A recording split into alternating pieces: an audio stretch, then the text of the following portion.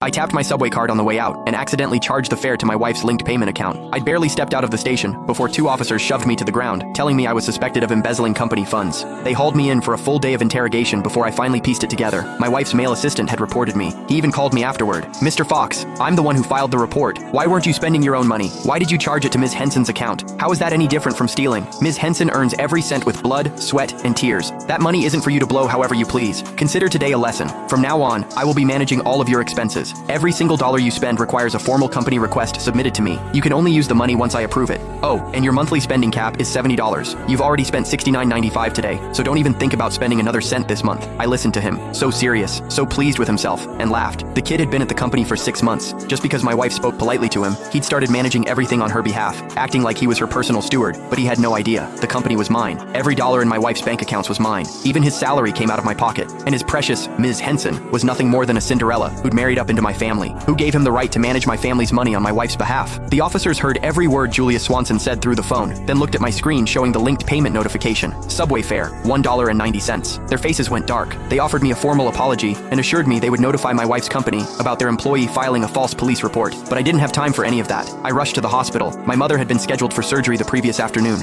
She needed my signature. I never expected to get dragged away the second I stepped off the subway. A full day and night lost. I didn't dare imagine how much her condition might have deteriorated. I burst through the hospital doors and nearly collided with the doctors, who grabbed me by the arms. "Hurry, Mr. Fox, sign now so we can prep for surgery." I signed as fast as my hand could move, then ran to the billing counter. I handed over every bank card in my wallet. The nurse slid them all back across the counter. "Mr. Fox, there's nothing in any of these accounts." My blood went cold. "That's impossible. These cards have tens of millions between them at the very least. How can there be nothing left?" Julia Swanson's words from earlier flashed through my mind, and it hit me. He must have transferred every last cent out of my accounts. I pulled out my phone and called my wife. A few rings, then the line connected. "Honey, But instead of her voice, Julia Swanson's impatient tone cut through the speaker. "Mr. Fox, are you serious right now? Give it a rest. So your spending got restricted. Is that really worth running to tattle about? Let me save you the trouble. Complaining won't change anything. Ms. Henson personally told me to rein you in." I swallowed the anger clawing up my throat. There was no time to argue with him. I got straight to the point. "I'm at the hospital. I need money. Transfer my funds back. Now. Or put my wife on the phone. I need to speak with her." His voice came back through the line, dripping with self-importance. "Ms. Henson is busy. She doesn't have time for your little problems. She's given me full authority to handle this. You need money? Sure. Do what I told you. Submit a formal company request.